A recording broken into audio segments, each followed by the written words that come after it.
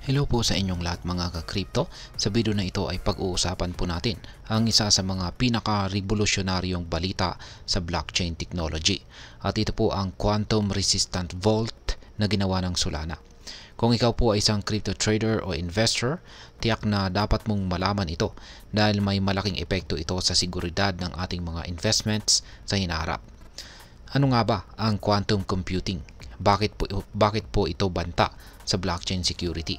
At paano po sinusolusyonan ito ng Solana gamit ang kanilang bagong technology? Kaya yan po ang ating aalamin sa video na ito. Pero bago po tayo magpatuloy, ay nais ko lamang po munang bigyang linaw ang aking disclaimer kung saan ang nilalaman po ng video na ito ay hindi po ito isang financial advice. For education and information purposes lamang po ang layunin nito. Ayan, ano po ang quantum computing at bakit po ito banta sa blockchain security? Yan, ang blockchain technology tulad po ng ginagamit ng Bitcoin, Ethereum at Solana ay umaasa po sa tinatawag na cryptographic algorithms para mapanatiling ligtas ang ating mga digital wallet. Isa po sa mga pinakasikat na algorithm na ginagamit ay ang elliptic curve digital signature algorithm or ito po ang ECDSA. Ngunit narinig mo na ba ang tungkol sa quantum computing? Ito ay isang makabagong uri ng computer na may kakayang magsagawa ng napakabilis na computations na hindi po kayang gawin ng mga regular na computer lamang. Sa sobrang bilis nito, may posibilidad na mabasag po nito ang mga kasalukuyang cryptographic algorithms, kabilang na po ang ECDSA. Ibig sabihin ay kaya po nitong i-crack ang private keys gamit lamang ang public keys, isang malaking banta sa seguridad ng blockchain. Ngayon ay dito po pumapasok ang bagong technology ng Solana na tinatawag po na Winternitz Vault, kung saan ay gumagamit po ito ng quantum resistant cryptography upang maprotektahan ang mga pondo laban sa mga posibleng quantum threats sa hinaharap. Ngayon ay paano nga ba gumagana ang Solana Quantum Resistant Vault? Yan, ang Winternitz Vault ng Solana ay gumagamit po ito ng Winternitz One-Time Signature or WOTS or WOTS. Isa po itong decades-old cryptographic protocol na idinisenyo upang labanan ang mga quantum attacks. Pero paano po ito naiiba sa tradisyonal na paraan ng blockchain security? Una ay ang pag-create ng bagong keys sa bawat transaction.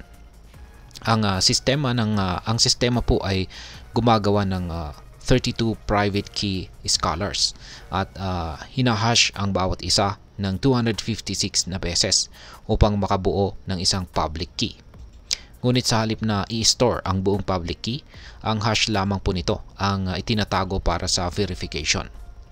At ang resulta, sa bawat transaction, isang bagong vault ang nabubuksan gamit ang fresh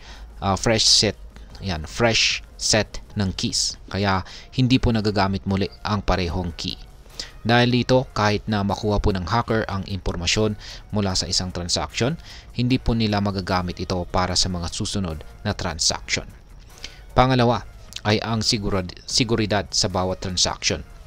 Sa bawat pagbabayad o transfer, ang vault ay isinasara at ang panibagong vault na may bagong keys ang nabubuksan.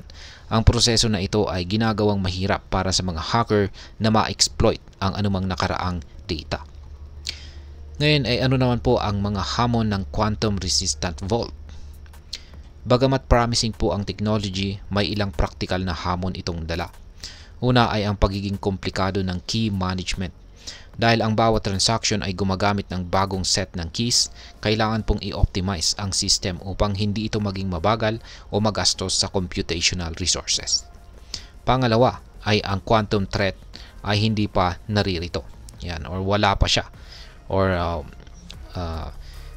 kung saan ay sinasabi po ng ilang eksperto tulad ni Ginong Vitalik Buterin ng Ethereum na ang mga quantum computers na kayang mag-crack ng cryptography ay maaring dumating makalipas ang ilang dekada. Kaya matatagalan pa.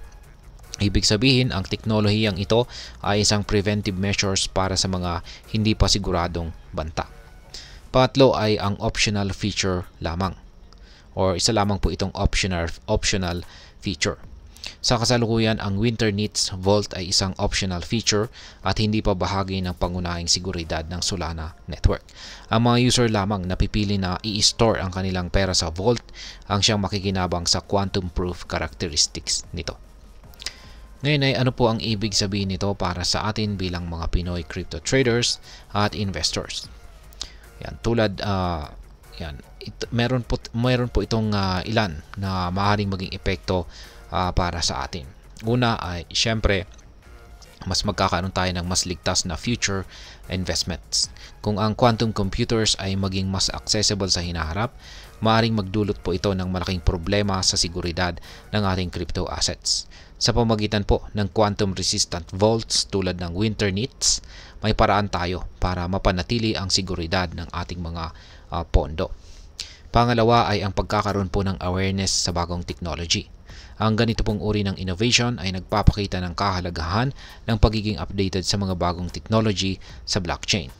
Kung hindi po tayo magiging informed, baka maiwan po tayo sa mabilis na pagbabago sa crypto space. Pangatlo ay ang pagkakaroon po ng opsyon para sa mas secure na pagtago or pag-store ng ating pondo. Bagamat optional feature pa lamang ito, ang ganitong technology ay nagbibigay po ng karagdagang opsyon para sa mga nais ng mas mataas na antas ng seguridad. At ngayon ay ano naman po ang aking masasabi tungkol dito? Ang quantum resistant vault ni Solana ay isang makabagong hakbang para sa seguridad ng blockchain sa hinaharap. Bagamat hindi pa ito pangkahalatang problema ngayon, pinapakita po nito na si Solana ay proactive pagdating sa pagharap sa mga posibleng hamon ng technology. Bilang isang crypto investor o trader, ang pinakamahalagang aral po dito ay ang pagiging handa. Sa isang mundo kung saan mabilis po ang pag-usad ng technology, ang pagiging informed at paggamit po ng mga makabagong tools tulad nito ay maaring magbigay sa atin ng competitive advantage.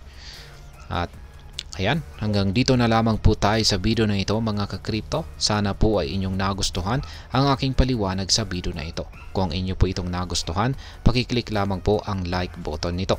Marami pong salamat sa panonood. Ingat po tayo lagi at God bless po sa ating lahat.